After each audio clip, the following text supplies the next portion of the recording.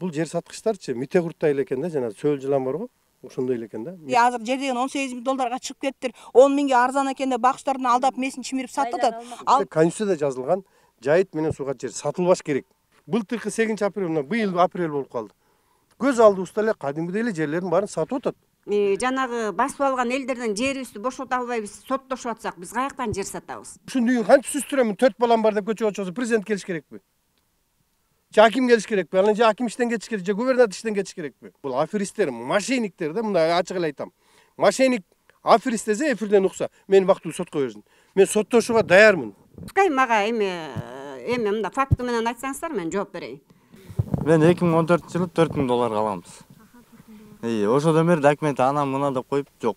Элдин убалынан коркуш керек да, элди ойлош керек да. Өзүнүн эле чөнтөгүн ойлой бербей. Көрүп атсыңар, иттин өлүгү, мышыктын өлүгү, койлорду деле алып келип таштап коет. Анан бир убакта бир запах кетет, балдар ойнойт да мына. Прокуратурага беребиз, РОВДга беребиз. Мындайча айтканда чара колдонуп бергиле. Азыр ара жазып берсе, олтур жумушчунун ишине жатып жумуп.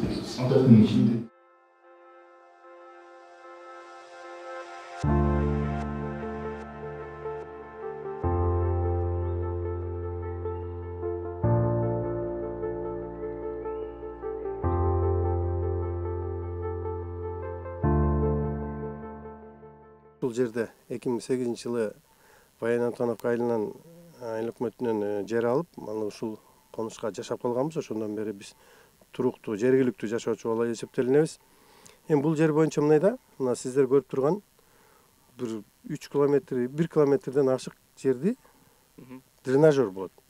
Биздин жан конуштагы саркынды суулар ушул жакка келип, мына бычкы жакка алып кетиш керек. Саркынды суулар да, дренажер деп коет. Азыр коркунуч эмнеден пайда болуп атат бизге? Бизде бир Бактыгүл деген аял бар экен, жер саткыч. Мурда камалып жүрөт. Камалган бир нече иш козголгон.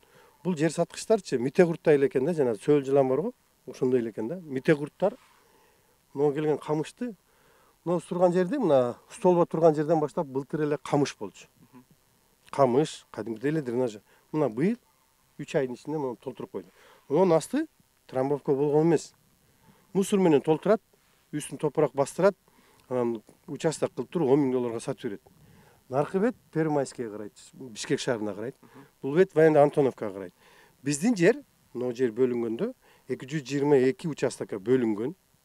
Биздин мектеп садикти булар мурунку жетекчилер жок кылып туруп 249 кылып койгон участок. Ал эми азыр жаңы участоктор пайда болуп атат. Азыр ушул Бактыгүл деген эжеге кайрылсаңар айтат: булар кача эле басып алган?" Жок. Бактыгүл бул жерди жайыт менен сууга кайсы президент келбесин, башка любой моментте Конституцияда жазылган жайыт менен сууга жер сатылбаш керек. Бул жерди 49 жылга жайыт деп дренажердун эки жээгин алат дагы постепенно биздин дренажерду жок кылып атат. Биздин айылды уже сырыс болуп суу каптай турган коркунуч бар. Эми мындай, президент айтып атат. 2022 жылдын 8 апрелине чейин мунапыс бар. Ошодон мурунку фундамент салынып калгандар, үй салынып калгандар комиссия түзүлүп, жергиликтүү бийлик менен кызыл китеп тезирээк берилсин деп президент өзү талаат кылып чуркап жүрөт. 2028 апрелде мунапыстан бул жагына келсек, ким фундамент курса, ким жер басып алса камалыш керек. Мына былтыркы 8 апрель, быйыл апрель болуп калды. Көз алдыбызда эле кадимгидей эле жерлердин баарын сатып атат. Бул жерлер жайыт болгон. Булар жайыт, дренажердун жээги да камыш, сас болгон. Буларды кандай чалып атат бул?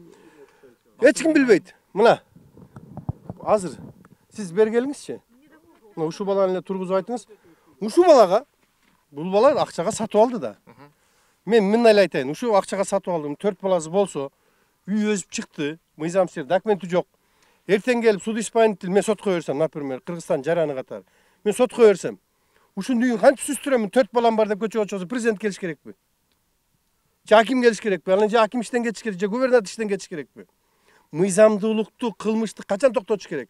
Алдын ала профилактика жүргүш керек да. Бирөөнү өлтүрүп кетпеш үчүн, бирөөнү чаап кетпеш үчүн. Жер деле ошондой. Бирөөгө берип койбош үчүн, бирөөгө сатып койбош үчүн биз алдын ала чара көрүшүбүз керек. Ошо жерде фундамент боло электе, мынага окшогон бир бечараны алдап кете электе, алдын алып калышыбыз керек. Эми бул кошуна болуп калды, бул келин кошуна, бул кел кантип муну кет дейсиң? Бактыгүл ошону билип алып, бул аферисттер, мошенниктер да, мындай ачык эле айтам. Мошенник Афир истесе эфирден укса. Мени вактылуу сотко берсин. Мен соттошууга даярмын. Ошол келип эле эч ким билбейт, моякта дөң болуп турчу. А дөңдүн ичи уже Бульдозер менен түрүп анан. бул жердин баары камыш болчу, мына могу жерге чейин камыш болчу, жолго чейин. Суу толуп турчу. Анын канча жылдан бери таанысыңар Бактыгүлгө? Мен ушул жерге 10-жылы үйдү салдым. Кийинки эле уже Жылдан бери эле баштадым. уже 12-13 жылдан баштап бери баштадым. Камыштардын баарын үстүнө эле мусуларды, аскотторду жана асфальттан чыгарылган немелердин баарын төгүп, эми ушу жерди участокко сатып атат да. Могул жердин сатылган ушулар болду уже. Үй салып атпайбы, сатып алып, алда мына үй салып. Муну мали ошо. Дренажный канал суу агат да. Анан ошонун четтерин түстөп, топурак төктүрүп, анан монтип бакуш элдер арзан сатса алып там салып атышат. Анан эртең бул суу токтоп калса, тиян бүтөп коюшуптур. Анан мояка суу толсо, ушул үйлөрдө суу каптай баштайт. Анан мына азыртан эле чөгүп атат. Чөгүп атат, э? Чөгүп атат. Эми бияк башын карап көргүлө. Өйдөрөк, тияк башы ылдый. Анан могутан эки там бөлүнүп түшүп калса кимдин эле шору? Өзүнүн эле шору да. Эмне дейт бул үйдүн ээлери? Үйлүн ээлери доверенность менен алып алышкан. Кызыл китептери жок, дагы эле ала албай жүрүшөт.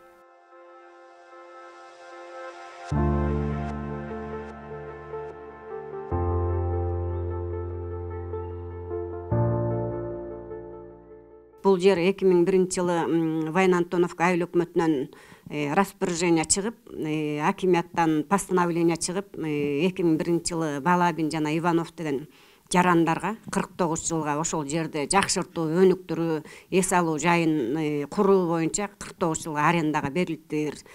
Анан 2005-жылдан баштап ал жарандардын жерине белгисиз адамдар күн чыгыш тарабынан да, күн батыш тарабынан дагы сама захват башталып кеткенде, ал киши тияк бияка кайрылып, анан 2013-жылы мен жолдошума өзүнүн укугун сатып атат.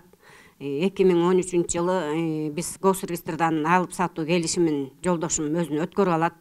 Анан өткөрүп алгандан кийин келип жер менен таанышып, жердин ал акыбалын көргөнү келсе, ал жерде ошо 2007-2008 жылдан бери көп жеке турак жайлар курулуп калган болот. 2013-жылы Какеев жана Балабинден сатып алганда, ошондо эле ошол турак үйлөр ошол жерде жаралып, элдер жашап аткан кейпинде сатып алган, ошол жерде.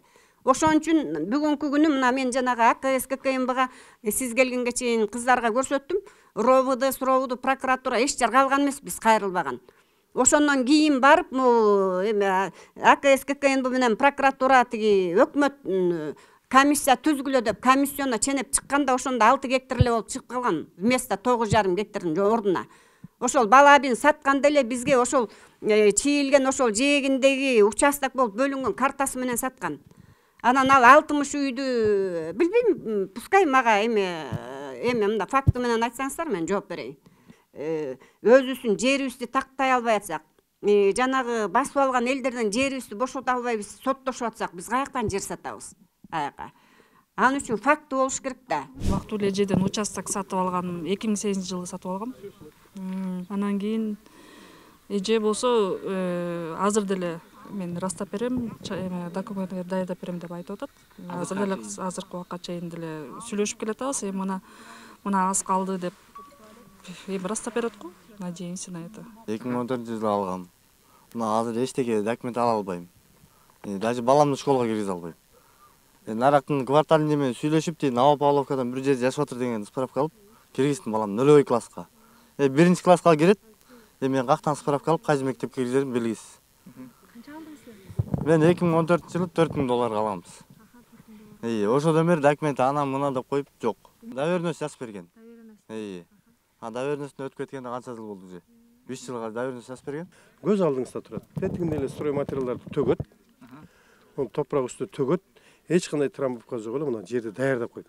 4 соток, 5 соток кылып сата беришет да.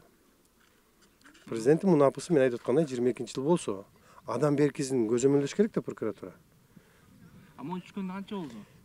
Мына бул жакында эле кышы менен эле жасап чыккан, кышы менен төгүп. Мен айтып атканым мындай да, азыр прокурор айтышы мүмкүн да. Мыйзамда көрсөтүлгөн, бизге арыз түшкөн жок депчи, мындай да. жылына прокуратура органдары көзөмөл катары айыл өкмөттөргө келип канча жери мыйзам сатылып кетти, канча жайыты кыскарып кетти, канча жерлерин бирөөлөр басып алган жокпу деп проверка, плановый проверка болот. Плановый проверкада келип прокуратура ушулар менен заниматься этиш керек. Качан гана чыркырап ыйлап, анан бирдеке сен арыз жазган жоксуң деп. Биз өткөндө айыл өкмөткө айтканбыз, арыз бирөө келди. Мооларды топурак менен бастырып талкуулап атканда канча мөөнөт болду? Бул мына мисалы 3 айдын ичинде, мурун башталган, мурунда бир 3 айдын ичинде жасаган, анан кышында жанакы КАМАЗ-ПАМАЗдын баары көп организацияда жумуш жок болот экен.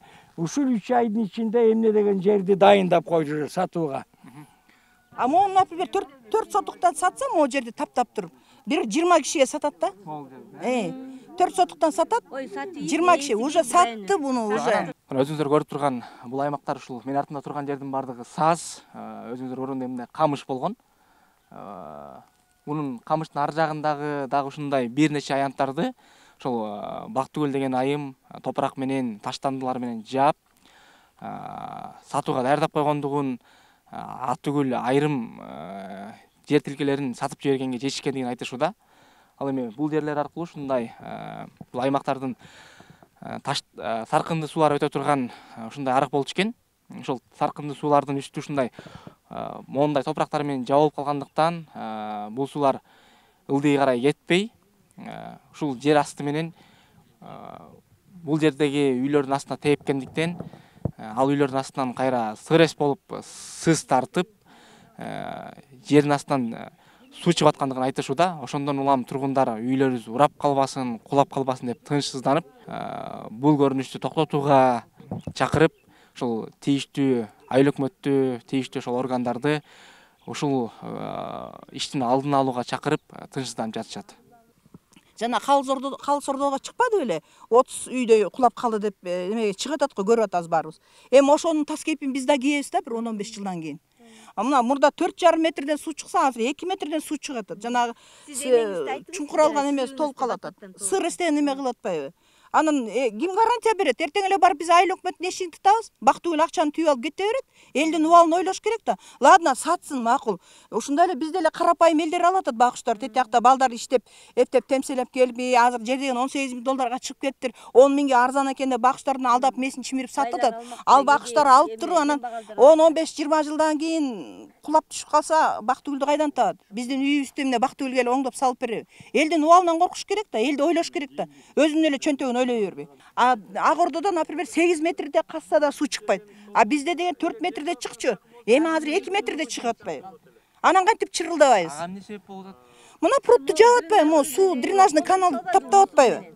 Топурак менен, грунт менен. Мунун үстүн жаапылса, таптаганда суу бияка тийип атат да үйгө. Акпай калып атат да суу деген. Мисалы азыр үйүм деген, мурун деген кургак болчу да, полумчу. Кадимкидей жатканда журкандарым кургак болуп турчу. Азыр эми ным тартып, үйүм ным баса баштады. Бул суу кетип турчу нар жака. Ооба. Анан быйыл ошо нар жагында бүтөдү, анан бер жагында бүтөдү. Анан көрүп атсыңар, иттин өлүгү, мышыктын өлүгү, койлорду эле алып келип таштап коет. Анан бир убакта бир запах кетет, балдар ойнойт да мына, ойношуп атат. Анан кыйын эле болуп атат. Канча убакыттан бери мындай болуп баштады? Былтыр наркы бетин бүтөгөн. Наркы бетти. Быйыл мына өткөндө мына жерде байкабай калдым, ким таштады билбейм. Ама суунун солганда канча болду? Былтыр эле солуп калган. Биягы былтыр эле солду. Анан бияк солбой атпайбы? Кайда ал жакта эч кандай канал болгон эмес. Деги эле канал, дренаж дегенди өзү кээ бирөө түшүнөт бекен ошо?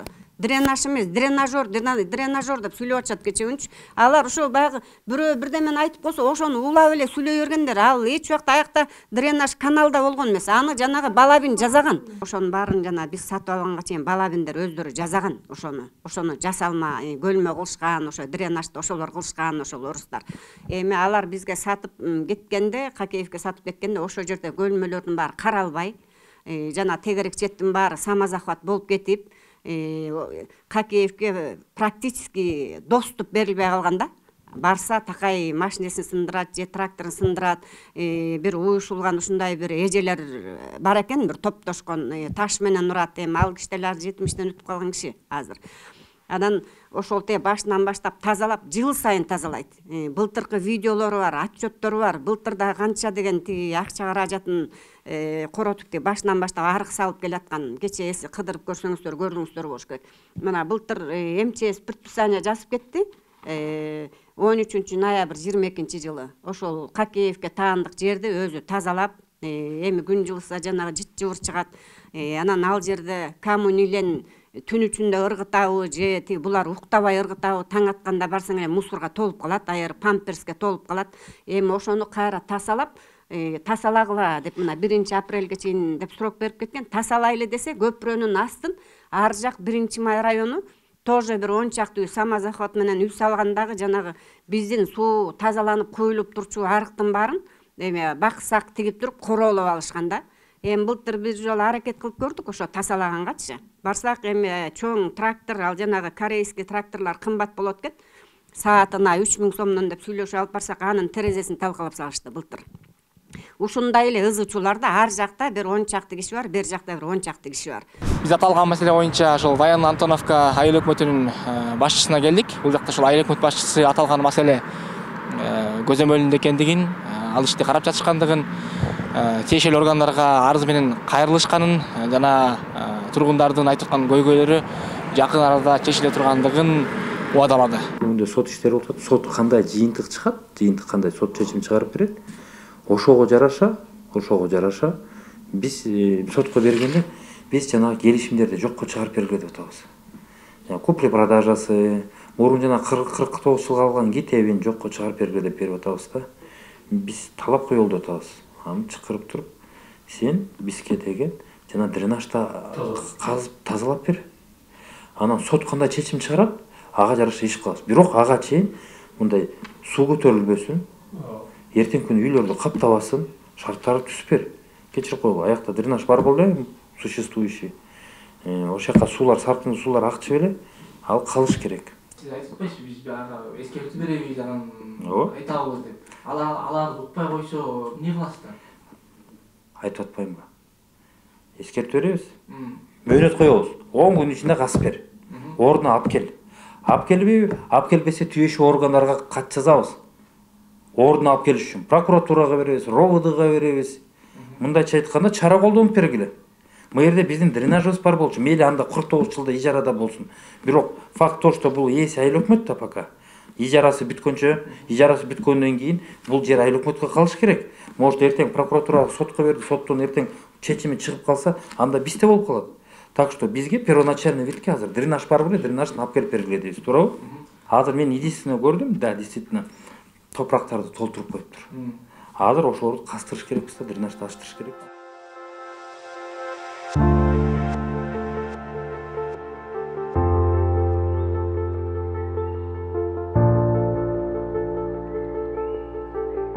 Канча убакытта жыйынтык болушу мүмкүн? Аз киши канча убакытта көзөмөлгө алып Мен таппайм, азыр билем кандай. Болжол берем. Мен болжол айта албайм. Болжолдон тапкыр. Бир ошого нерсе келиши керек да, кийин жыйынтыгыначы. Сиз мен монча убакытта карап берейин десеңиз. Анткени кээ бир учурларда айыл органдар макул карайбы деп ошол боюнча алып калып. Азыр арыз жазып берсе, отуруп жумушчунун ишине жатып жумуп беребиз. Отурдун ишинде. Каршы